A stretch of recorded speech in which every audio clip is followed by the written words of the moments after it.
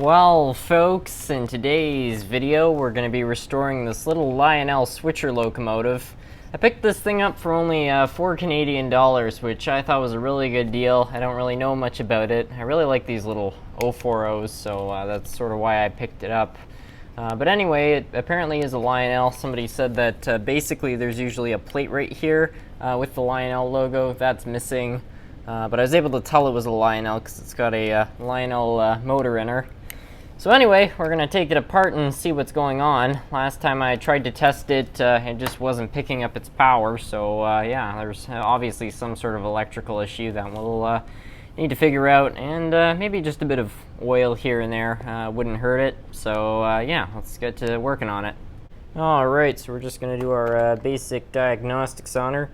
So I'll just try getting her some power, and as you can see we've got no current, which means it's not picking up any power, and even if we wiggle it around, it's not just like dirty wheels or something. There clearly is a rather large problem. So yeah, I guess we'll just have to take it apart and go hunting for whatever's causing this thing not to take in its power. I'll be entirely honest with you guys, I have not had a ton of experience working on these Lionel locomotives, so I'm not really sure what to expect, but this is a very basic Lionel locomotive. You know, these little 040s, they don't have too much going on. This one's no exception. You can see we just got two worm gears, and the motor does turn, although that's very stiff. I wonder if we have some brushes which might have gone haywire. Yeah, let me get a power pack and some jumpers, and we'll try to see if we can get the motor to turn over under its own power. That might say a lot about what's going on. I'm also not, that might be a problem right there. I'm not entirely trusting this little wire that goes right from the motor. That's loose, so that just might be our problem. So let's find out. Alright, so what I've got right here is your typical 1970s, 80s era Tyco controller hooked up to some speaker wire, and you see we got some sparks, so that means it's getting power to the wires. So we put one there and another here, and we've got a light now, so it's getting power, but that motor's not turning over. I'll give her full power, see if we can get her to turn over. So I'm just wiggling these gearboxes. Yeah, that is positively seized. So it looks like we're going to have to figure out how to get this motor out of here. And then once we do that, open her up, see if we can figure out what is causing this motor not to turn over. Alright, so I've looked this whole ensemble over, and it appears we've got two screws which hold the motor in place, just with probably a couple of pivots which go directly into the motor's frame there. Anyway, if we just unscrew these, I think quite similar to a, I believe it's an old Athearn 040, the whole thing will probably just come right apart, so we'll do that. And then we'll be able to get a closer look at that motor and figure out what's going on. Yep. And here comes out the motor. Although somebody soldered it there. Dang it. You know, I'm not so confident it would be an SMT restoration without the oversized soldering iron coming out at least once.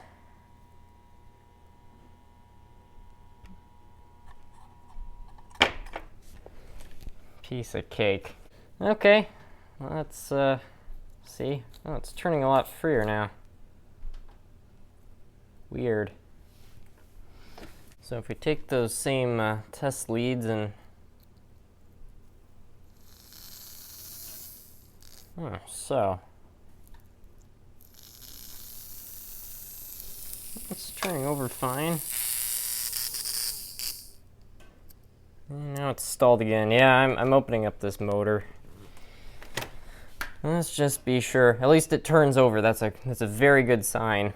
So I've had a look over it. In order to take this motor apart, I believe we'd have to remove both the worm gears. So I think what I'm going to opt for is just adding some oil and hoping for the best. Because sometimes if you just add a bit of oil, and we'll spray some alcohol on the commutator to try to get any dirt off of it.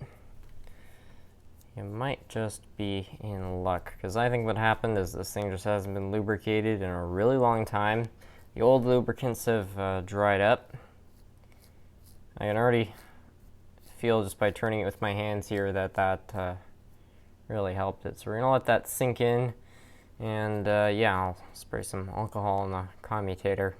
Alright, so before we even go spraying alcohol in the commutator there, I just want to give the motor another test just to see how the oil helped.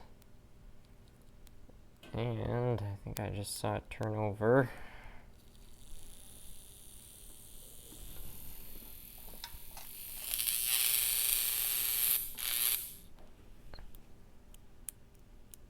It's funny, it's like it runs really well and then it kicks out. All probably signs of a dirty commutator, so spray a little bit of alcohol in there and around the brushes, and that will just unseize those things. This is not really an optimal way. I'm not sure I'd recommend it, but this is just how I usually clean up the commutators if you can't access them too easily. Instant improvement. Like, look, this thing's now starting. Maybe I spoke too soon. Well, it was starting under its own power.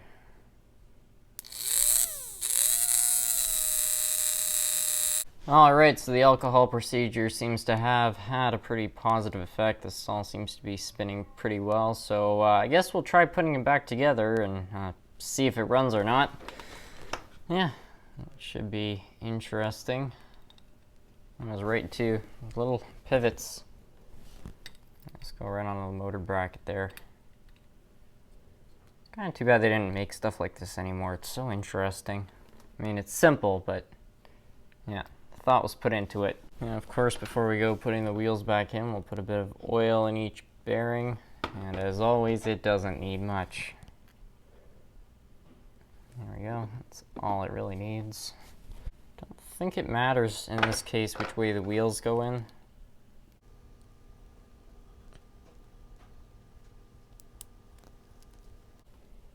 One piece.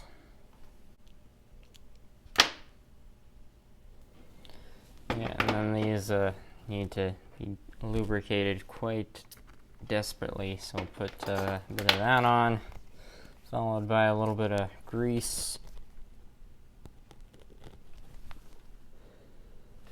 Usually I pre-mix it, but it should kind of auto-mix just by spinning over.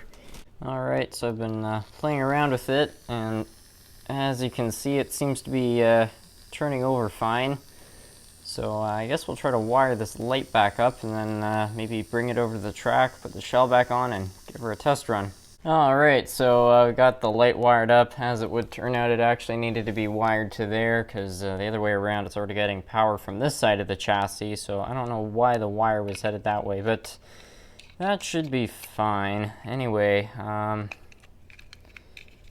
just do a bit of adjusting. There's the shell back on. Let's take her to the track. Alright, so we've got her all ready to go, so let's give her some power here, and hey, look at that! What a runner. Okay, that's very fast. It seems to have derailed here.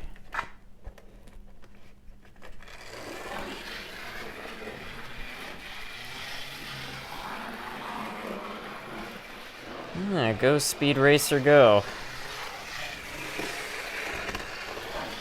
And check this out. We've got reverse. And if we flip her around here, we got forwards too. And that's all working fine. And one thing you gotta love Lionel for is that they made each pole on the armature a bit of a different color. You can see we got green. Right there's the red one. Yellow one. And back around to the green one again. So that's kind of cool. This particular engine smells like hot oil when it's running around. This motor's definitely not in good condition. It's very hot to the touch. But I have to admit the smell is very nostalgic. And I just love that kind of ozone oil kind of, I don't know, it's a mixture of smells really. But it's a nice loco. It's got some particular features too. It looks like the light went and burned a hole in the roof. So yeah, it's got a bit of character here and there, but nonetheless, a nice addition to the collection, and I'm quite happy to have one now. Anyway, I want to thank you all for watching.